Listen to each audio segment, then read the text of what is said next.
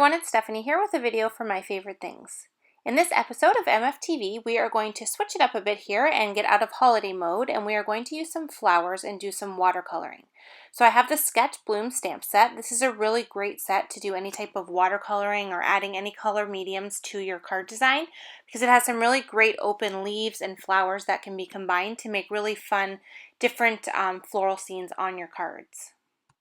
So I have a piece of watercolor paper here. It is cut down to 4 1/4 by 5.5 inches, which is an A2 size card front. And I'm just taking the black licorice hybrid ink and I'm going to do all of my stamping using this ink. This is a really great ink to use if you're going to be doing anything where you're adding water or Copic markers. Any type of medium really will work with this ink. So it's really versatile and it's just a really great ink to have in your stash. So I'm just kind of picking out the different stems I want to use and I'm just going to stamp them down along the bottom. I want all of the stems to go off of the bottom of the card. So I'm kind of just positioning them so that some are taller than others just to give a little bit of interest to the design. And then once I have all of the stems stamped, I'm going to go ahead and add some flower tops to them. So I just kind of played around and figured out what would fit where. That one didn't stamp perfectly, so I did stamp it again on top of itself. I added some smaller flowers for the areas that I didn't really want flowers to overlap one another, so the little small flowers work perfectly to kind of fill in those spaces without having a whole bunch of overlapping of the images. And then at the end there, I decided I needed one more on the right-hand side, and then I finished all of the stamping. To add my color to the flowers, I'm going to use my Prima watercolors. This is the Prima Confections watercolors, and I really love these watercolor sets. You get some really great colors. You get 12 in total in each set, and they come in this great little tin that's really compact and doesn't take up a lot of space. So I'm going to use some water here and kind of mix a few of the colors. I had some green and the blue mixed a little bit to kind of make more of an aqua color, and I'm just going to kind of speed through the painting of these flowers.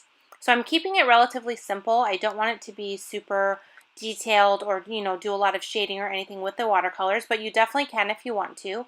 I kind of wanted it to just have an artsy, kind of messy look and just kind of add the color quickly and easily just to kind of get the color down. And then I'm going to let the first layer dry before I add my second layer of color. So once I finish all the leaves, I just went ahead and picked out some of the orange and pink colors and I mixed those together. And then I added some water directly to the flowers before adding the color. And then I'm just kind of dipping the paintbrush over top of the flowers and kind of letting that color take off in the water. If you already have water on the surface, that color is going to kind of spread anywhere you already have water. So I just kind of intensified the color a little bit. I added a bit more pink to the larger flowers and kept those more pink than orange. And then once I have that finished, like I said, I am going to let this dry. So I just kind of stepped away from it and I let it completely air dry. And then I came back and added more color on top.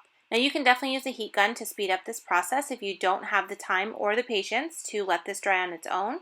But I do recommend, if you can, to let it dry on its own just because you really get some really great results from having it air dry versus having the heat do the drying. So now I'm adding some more color to the rest of the flowers that I hadn't finished. I put some yellow down on that other large flower in the center. I added some more pink to the top flowers just because I felt like the pigmentation kind of dried back a bit and I didn't get the intensity that I wanted. And now I'm just finishing off by adding a little bit more green to the stems and the leaves just because I felt like they also dried back and I wanted them a little bit more intense. And then to finish this off, I decided that yellow flower needed a touch of orange in the bottom just to kind of give it some dual color. And you can see there because I had the leaf and the flower both wet, the color kind of ran into each other. So you just want to keep that in mind when you're doing the watercoloring. You want to make sure any areas that are touching are completely dry, or that will happen and your watercolor will run together. So now that's almost completely dry, so I'm going to go ahead and get the sentiment ready and then we can put the card together. So I have the sentiment Feel Better Soon from the Essential Sentiment Stamp Set. This is a really great sentiment stamp set for pretty much any card design that you would ever need. It has so many different phrases and words, and it's a really nice, small, compact font, so it works really well with any type of card design. So I went ahead and stamped the sentiment onto a strip of black licorice cardstock, and I used Versamark ink to do the stamping. And this is just going to allow me to do some heat embossing with white embossing powder directly on top of that. And it's really going to make that image or that sentiment really pop off of the black cardstock.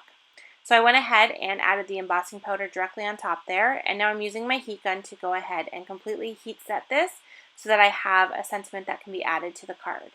Now this is obviously way too long for the card front, so I did use my scissors and I trimmed it down. I cut a straight edge on the right side, and then I cut kind of a half banner shape on the left side, just to kind of give it a finished look on the edge that is going to kind of be overlapping the center area of the card and be on top of the flowers. So now that I have all the components done, I'm going to go ahead and add the adhesive to the watercolor piece, and then I'm going to add this to a black licorice top folding card base. I did trim down the watercolor panel a tiny bit just so that it would fit and leave a little bit of a black border on the outside. And then I'm going to add the sentiment strip directly over top of the flowers at the bottom. And I'm just going to kind of layer it over some of those stems and leaves, and it just kind of fills that little bit of white space where we don't have a lot going on at the bottom. And then once I have that on there, that's going to complete the card design. And I did decide to add a little bit of dimension just because I felt like it was kind of flat and I wanted to add something else. And other than sequins, this time I decided to use some little pearls. So I don't even know who they're made by. I just had this little pack in my stash. And I just kind of used my X-Acto knife here. It makes it really easy to kind of pick them off, and then you can just kind of let it stick to the end of the knife there, and it's easy to place them onto your project. So I added a random assortment of them kind of throughout the flowers in some of the open areas, and then that is just going to add a little bit more dimension and detail onto the card design. And that is going to complete today's card. So if you would like a chance to win the Sketch Blooms stamp set that I used in today's video, please leave a comment down below and subscribe to our YouTube channel, and we will announce the winner in next week's episode of MFTv. And if you'd like, you can check out these additional videos that we have on our YouTube channel. We look forward to seeing you in the next video, and we thank you for watching.